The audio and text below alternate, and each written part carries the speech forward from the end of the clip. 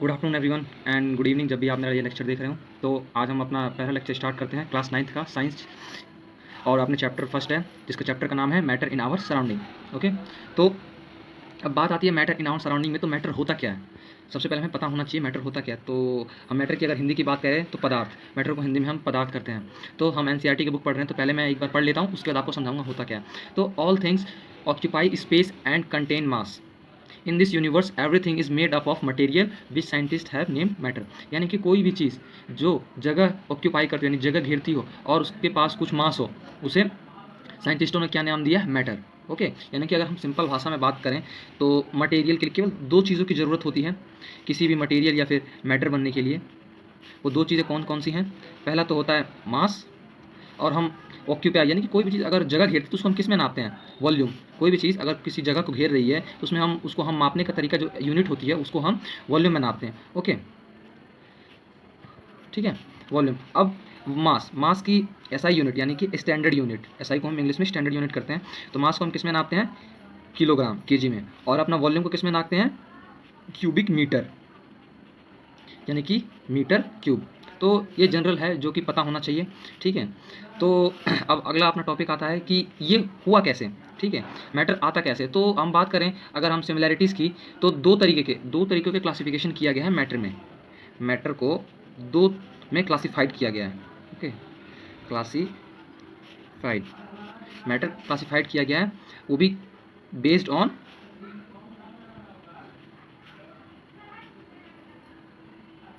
Their physical and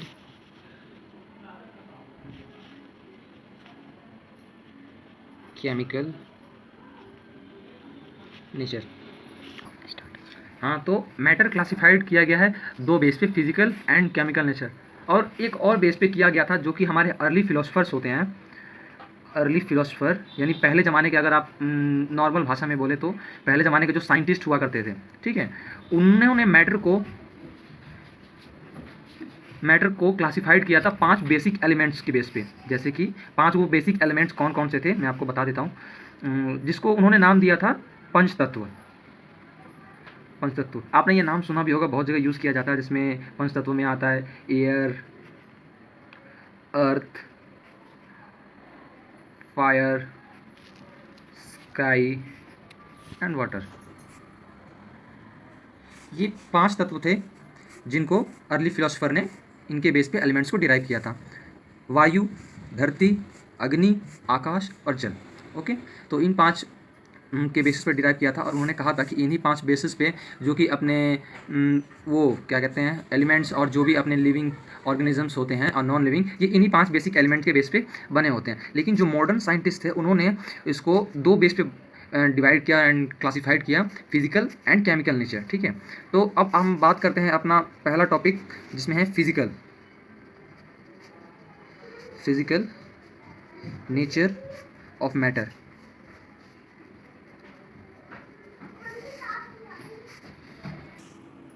तो अब पहली अगर हम बात करें प्रॉपर्टीज़ की, मैटर की फिजिकल प्रॉपर्टीज़ की, तो पहला अपने पॉइंट आता है matter is made up of particles, यानी कि जो पदार्थ है वो छोटे छोटे पार्टिकल से मिलकर बने होते हैं। तो अगर हम बात करें इसको कैसे प्रूव किया जा सकता है कि पार्टिकल्स से बने होते हैं मैटर, वो भी कि पार्टिकल्स इतने छोटे होते हैं कि ये हमें दिखाई नहीं पड़ सकते हैं। पार्टिकल इतने छोटे होते हैं कि हमें दिखाई नहीं पड़ सकते हैं। तो हम एनसीईआरटी की बात करें तो एनसीईआरटी में एक एक्टिविटी दी है जिसके जरिए से हमें पता लगाया जा सकता है कि matter is made up of particles कैसे है। तो एनसीईआरटी में एक एक्टिविटी दिया हुआ जिसमें वाटर का एक बीकर है, वाटर का एक बीकर है, ओके, एंड इसके अंदर हमने सॉल्ट जो होता है सॉल्ट ऐड किया, ठीक है। वाटर का जो बीकर है इसमें हमने सॉल्ट ऐड किया। तो हमने देखा कि मान लीजिए वाटर का लेवल कुछ इतना है, ठीक है, कुछ लेवल इतना है, इसके अंदर हमने सॉल्ट ऐड किया। तो हम देखेंगे कि हम ऐड करते जा रहे हैं, ऐड करते जा रहे हैं, ऐड करते जा रहे हैं, लेकिन एक टाइम ऐसा आएगा कि जो सॉल्ट होता है वो ऐड होना बंद हो जाएगा, ऐड होना बंद हो जाएगा, ठीक है। और जो पानी होता है वो बाहर निकलने लग जाएगा। एक समय ऐसा आएगा कि ये सॉल्ट जो होता है ये बाहर निकलने लग जाएगा। क्यों निकलने लग जाएगा? क्योंकि जिसमें इतनी जगह थी पानी के अंदर, जितना ये घुल सकता था उतना घुल चुका है, लेकिन अब इसमें जगह नहीं है कि इसमें ये दोबारा घुल सके, इसलिए ये बाहर निकल जाएगा। तो इससे हमें ये पता चलता है कि जो कि मैटर होता है वो छोटे छोटे पार्टिकल से मिलकर बना होता है, लेकिन हमें वो दिखाई नहीं पड़ता है। तो यही होता है कि अगर हम इसकी बात करें तो बीकर में ऐसे पानी बाहर आ जाता है। लेकिन अपनी अब दूसरी प्रॉपर्टीज़ की बात करते हैं हम। हाउ, चलिए क्वेश्चन ही कर लेते हैं, how small are these particles of matter. ये सारी चीज़ें एनसीईआरटी के बेस पे है, एनसीईआरटी का एक एक टॉपिक वाइज है, तो आप बिना एनसीईआरटी पढ़े आप इसे नहीं समझ सकते हैं। तो how small are this particles of matter, यानी कि ये जो पार्टिकल्स होते हैं मैटर के, ये कितने स्मॉल होते हैं। ओके, तो इसके लिए भी एक एक्टिविटी दी गई है जिसमें कि बताया गया है कि जो एक क्रिस्टल है पोटेशियम परमैंगनेट का, उसको हम 100 ml यानी कि 100 ml अगर हम पानी में घोरते हैं, ठीक है, तो हमने 10 ml of this solution and put into 19 ml of clear water, यानी कि जो 90 ml का पानी उसमें हम 10 ml अप्रॉक्सीमेटली घोल पाते हैं, ठीक है। तो हमने देखा कि जो पोटेशियम परमैंगनेट है उसको हमने वाटर में डिसॉल्व किया, तो हमने देखा कि जो कि एक पोटेशियम परमैंगनेट है वो अपने आप को डिवाइड कर रहा है, अपने आप को तोड़ रहा है छोटे छोटे पार्टिकल्स में और फिर डिसॉल्व हो रहा है। आपने देखा हो कोई भी चीज़ अगर हम जैसे कोई चीज़ घोलते हैं पानी में, कोई भी जैसे ठोस सॉलिड सब्सटेंस उसको हम पानी में घोलते हैं जो कि घुलनशील हो, उसको घोलने पर देखते हैं को धीरे धीरे धीरे धीरे छोटा होता जाता है, छोटा होता जाता है। जैसे कि आप चीनी के कण को देख लीजिए, चीनी का कण कैसा होता है, इतना छोटा, बहुत छोटा सा चीनी का कण होता है, स्मॉल पार्टिकल्स होता है, ठीक है। अगर हम उसको पानी में घोलेंगे तो कुछ समय बाद वो अपने आप को इतना छोटा छोटा पार्टिकल्स में तोड़ लेता है और आखिरी में उसमें डिसॉल्व हो जाता है, ठीक है। तो ये थी अपनी एक एक्टिविटी। इसी तरीके से एक और एक्टिविटी दिया गया है जिसमें कि बात की गई है कि एक डेटोल है जो कि पोटेशियम परमैंगनेट के साथ घोला जा रहा है, ठीक है। तो इसका कंक्लूजन क्या निकलता है, कंक्लूजन की अगर हम बात करें तो इसका कंक्लूजन क्या निकलता है, करेक्ट। तो अब बात आती है कि characteristics of particles of matter, यानी कि जो मैटर के पार्टिकल्स होते हैं उनकी कैरेक्टरिस्टिक्स क्या होती हैं, ठीक है। तो पहली बात की जाए particles of characteristics of particles of matter, यानी कि जो पार्टिकल्स होते हैं मैटर के उनकी खूबी कह लें, उनकी कैरेक्टरिस्टिक क्या है, उनकी क्या खूबियाँ हैं ये कह सकते हैं।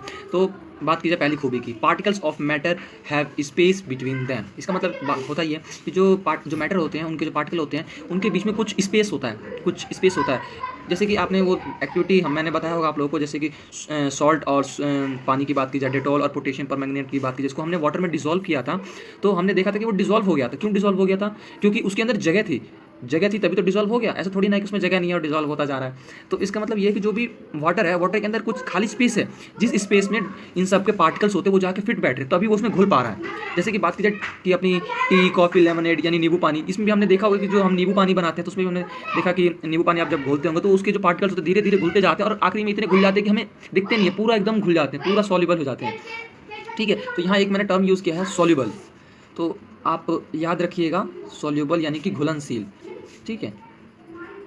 सॉल्युबल मैं बताता जाऊंगा बीच में कोई वर्ड से कि आप आगे चल के परेशानी ना हो, यानी नींबू पानी, ठीक है, लेमनेड यानी नींबू पानी। तो ये इतना घुलनशील होते हैं कि घुल जाते हैं। तो हमें इससे पता चलता है कि इन दोनों एक्टिविटीज़ से कि जो कि पार्टिकल्स होते हैं उनके बीच में कुछ स्पेस होता है, तभी उसमें दूसरा जाके घुल जा रहा है। और वो भी कैसे, जो कि सेम टाइप के, केवल वन टाइप के मैटर होते हैं वही स्पेस उसमें रखेंगे, ठीक है। तो ये ध्यान रखना चाहिए। तो यही इंडिकेट करता है ये एक्टिविटी कि there are sufficient space between particles of matter, यानी कि कुछ उन मैटर के बीच में सफिशिएंट स्पेस होता है, ठीक है। तो अब अगली अपनी एक नेक्स्ट एक्टिविटीज़ है 1.2।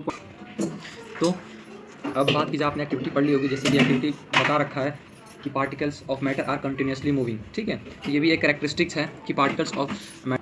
तो अपनी दूसरी कैरेक्टरिस्टिक्स की बात की जाए, जैसे कि हमने पहले कैरेक्टरिस्टिक्स की बात की थी कि particles of matter have space between them, यानी कि जो पार्टिकल्स मैटर होते हैं उनके स्पेस होता है तभी वो घुल पाते हैं। तो अब दूसरी बात करते हैं, particles of matter are continuously moving, ये अपनी दूसरी कैरेक्टरिस्टिक्स है। तो ये हमें कैसे पता चलता है, आपने एक्टिविटी पढ़ लीजिएगा, उसके बाद आपको समझ में आ जाएगा, ठीक है। तो आपको सीधे बता देता हूँ कि होता कैसे है। तो जैसे कि आप पढ़ेंगे एक्टिविटी में, जिसमें कि जो कि कॉपर सल्फेट क्रिस्टल होते हैं पोटेशियम परमैंगनेट को, उसमें हॉट वाटर के साथ और कोल्ड वाटर के साथ रिएक्ट कराया जाता है, ठीक है, सॉल्यूशन बनाया जाता है। तो आप पढ़ लीजिएगा, उसके बाद कंक्लूजन उसका ये निकलता है, उसमें आप देखेंगे कि जो पार्टिकल्स ऑफ मैटर होते हैं वो कंटिन्यूसली मूव करते हैं, ठीक है, कंटिन्यूसली मूव करते हैं। जैसे कि आप अगर आप देखेंगे तो पार्टिकल्स, अगर आप कोई मान लीजिए कि कोई भी सॉल्यूशन होता है, तो आप जैसे नींबू पानी की बात कर लेते हैं, नींबू पानी का घुमाएंगे तो आप देखेंगे कि वो घूम रहा है, कुछ उसमें घूमता है, आपको ऐसा लगता है जैसे कि उसके अंदर कुछ घूम रहा है। तो वो घूम कैसे रहा है, ठीक है। तो जो वही घूम रहा है कंटिन्यूसली, उसको हम एक टर्म डिफाइंड किया गया है काइनेटिक एनर्जी, ठीक है।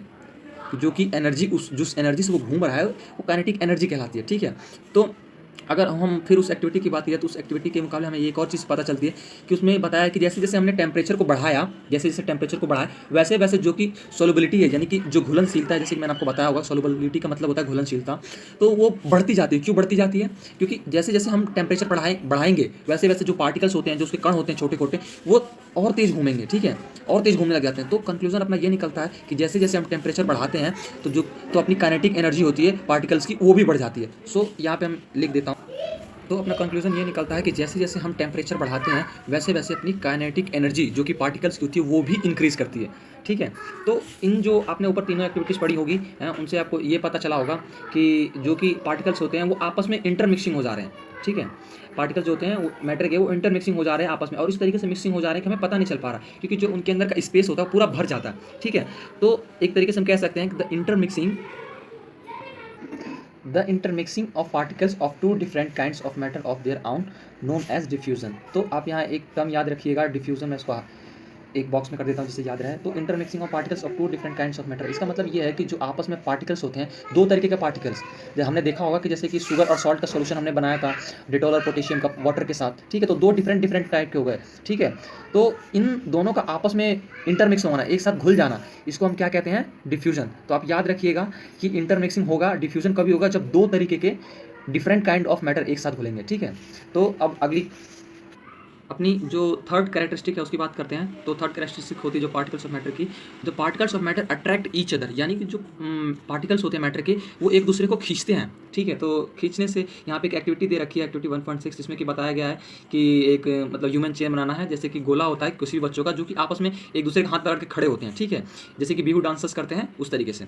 तो इस और एक और एक्टिविटी दे रखी है 1.7, ठीक है। 1.7 से हमें ये पता चलता है कि इसमें एक आयरन नेल है या फिर एक पीस ऑफ चाक या फिर ऐसी या फिर रबर बैंड, इन सबको लिया है तो इसको तोड़ा है। मान लीजिए कि एक चौक है, चौक का एग्जांपल ले लेते हैं हमें इसका समझाने के लिए, पार्टिकल्स ऑफ मैटर की ये प्रॉपर्टी। एक एग्जांपल लेते हैं अपना चौक, ठीक है। चौक को हमने हैमर से हिट किया, ठीक है, अपना हैमर जो है चौक को उस पर हिट किया, ठीक है। तो हिट किया तो ये इतना जल्दी नहीं टूटेगा चौक जो होता है, उसको हमें कुछ अपनी ताकत लगानी पड़ेगी तभी ये चौक यहाँ से ब्रेक होगा। तो अब हमें ये पता है कि चौक जो होगा कोई ये एक वो मैटर है, ठीक है। क्यों है? क्योंकि इसके पास स्पेस है, अगर आप कहीं आप चौक रखेंगे, ठीक है, और इसके पास कुछ एक मास भी है, कुछ इसका वजन तो होगा ही, ठीक है।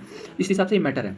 अब हमें ये भी पता है कि जो कि मैटर होता है उसके पास अपनी मैटर जो होता है उसके पास एक अपनी मैटर होता है उसके पास एक अपना फिजिकल नेचर होता है, जिसे कैरेक्टरिस्टिक्स नहीं कहेंगे। Matter is made up of particles, यानी कि मैटर जो होता है छोटे छोटे पार्टिकल से मिलके बना होता है, ठीक है। हमने ये पढ़ा है, तो यानी कि ये भी छोटे छोटे पार्टिकल से मिलके बना होगा चौक जो है, क्योंकि एक मैटर है, ये भी छोटे छोटे पार्टिकल से मिलके बना होगा। तो ये पार्टिकल्स है, ये आपस में इस तरीके से इतने नज़दीक, मान लीजिए कि कोई पार्टिकल इतने नज़दीक से चिपके हुए हैं, ऐसे कुछ, ये मान लीजिए कि इसके छोटे छोटे पार्टिकल हैं, एक जस्ट इमेजिनरी ये पार्टिकल्स है और ये अपना चौक है, ठीक है, चिपके हुए हैं। तो ये चिपके कैसे हैं? ये इतने नज़दीक चिपके हैं, तो ये चिपके कैसे हैं? यानी कि ये एक दूसरे को खींच रहे हैं, एक दूसरे के साथ चिपके हुए हैं। कैसे चिपके हुए हैं? एक आपस में एक दूसरे को अट्रैक्ट कर रहे हैं, ठीक है। तो यही चीज़ यहाँ समझा रखी है कि जो पार्टिकल्स होता है ये कोई भी मैटर का, वो एक दूसरे को, उसके पार्टिकल्स एक दूसरे को अट्रैक्ट करते हैं, ठीक है। तो यहाँ एक टर्म आ जाएगा अट्रैक्शन, ठीक है। तो ये आप याद रखिएगा।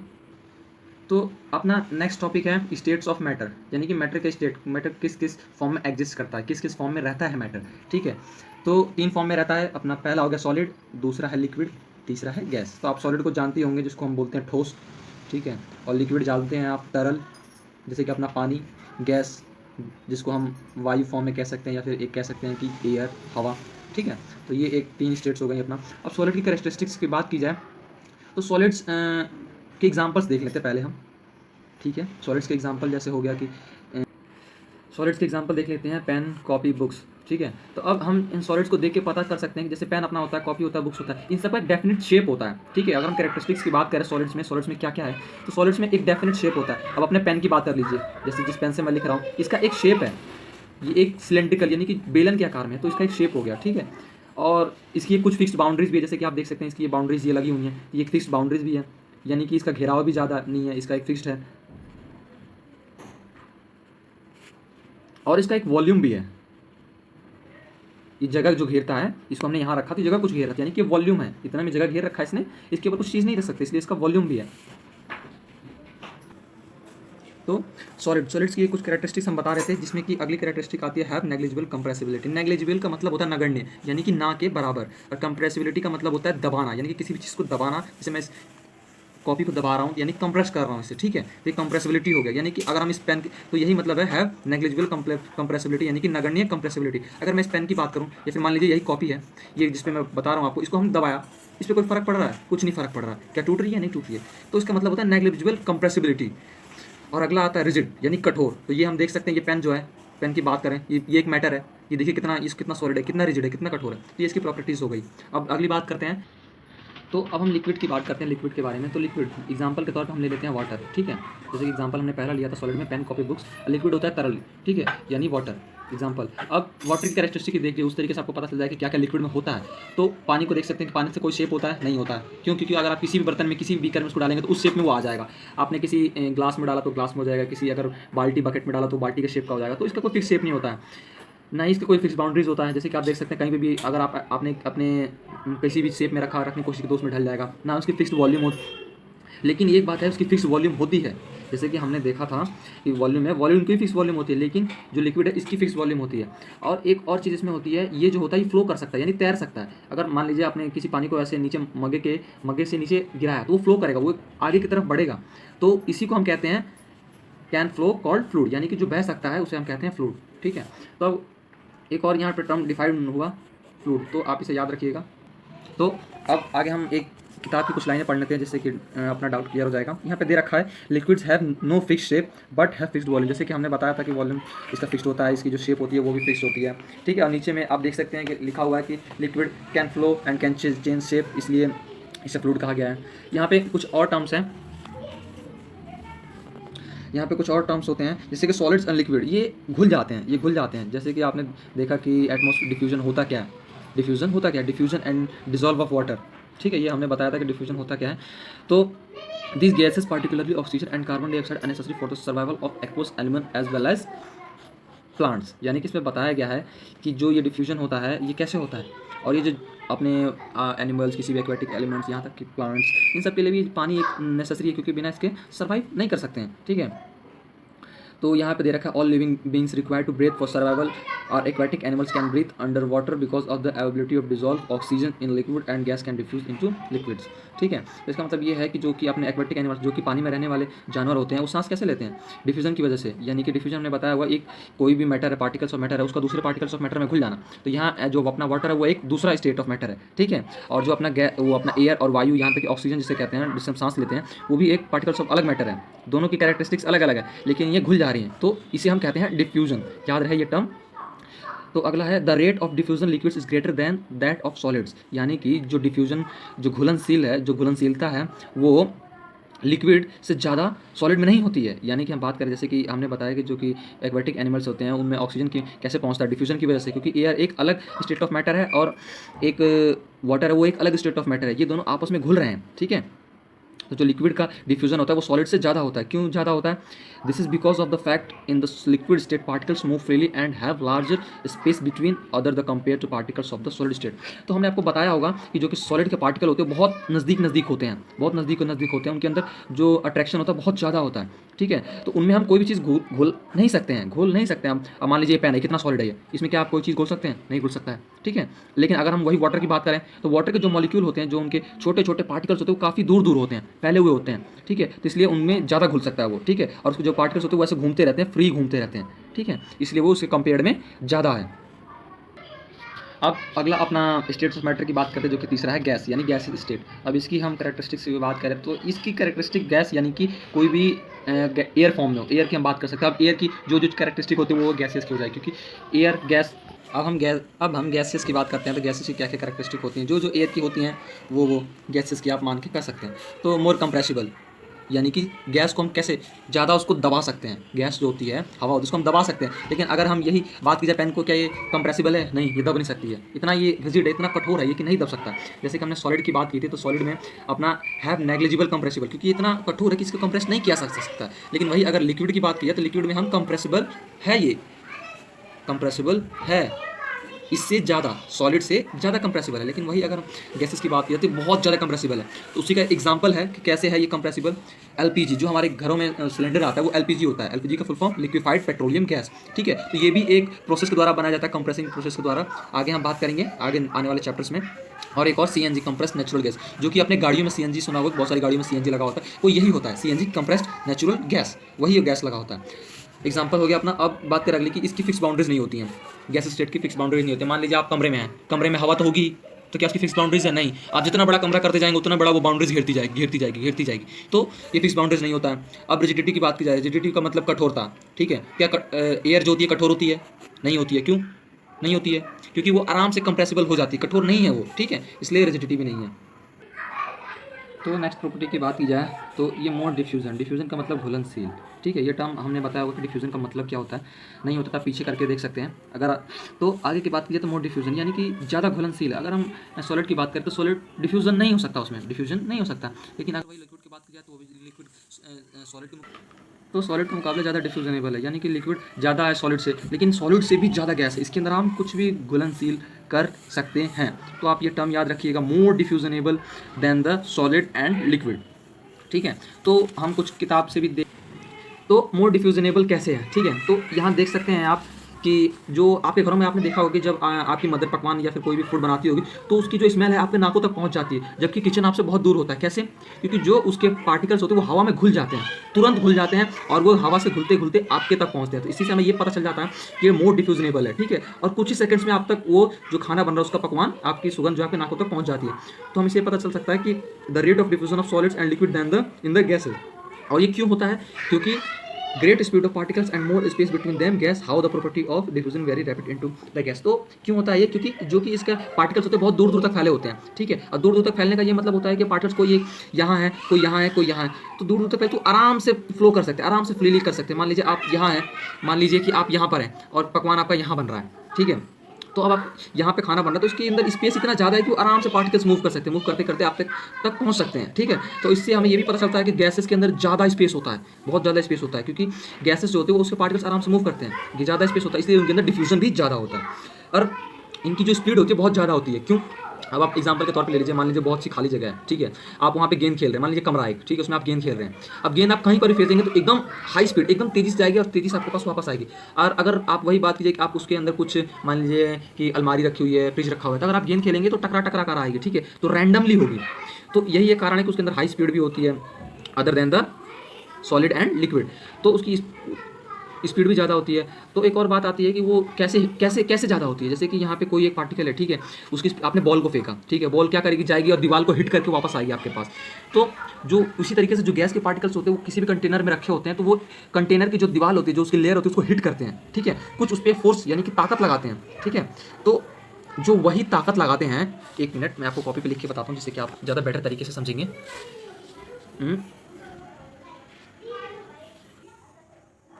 तो मैंने आपको बता रहा था कि pressure exerted by the gas is due to this force exerted by gas particles per unit area on the walls of the container. यानी कि जो उसके पार्टिकल्स होते हैं जो गैस के, वो एक, तो जो ये फोर्स एक्सर्ट करते हैं जो कि पर यूनिट एरिया वॉल्यूम पे जो कि कंटेनर है, मान लीजिए कि कंटेनर है, ठीक है, ये इसके एयर के पार्टिकल्स इतने दूर दूर फैले होते हैं, तो ये जो होते हैं दीवार पे हिट करते हैं, क्योंकि इनके अंदर जगह होती है, तो जगह होगी तो ये इधर से उधर फ्रीली मूव करेंगे, इधर उधर भागेंगे। जब भागेंगे, मान लीजिए ये वाला पार्टिकल इधर भाग रहा है, इधर जा रहा है, तो ये जाएगा आगे, लेकिन जाके ये इसको हिट करेगा, क्योंकि आगे इसकी कंटेनर है और इसकी दीवार है, इसके आगे नहीं निकल पाएगा। तो यही ये बात यहाँ बताई जा रही है कि जो कि पार्टिकल्स होते हैं वो कंटेनर के उस पर हिट करते हैं, ठीक है। तो ये कैरेक्टरिस्टिक हो गई एरिया पर वॉल्यूम वाली, ठीक है।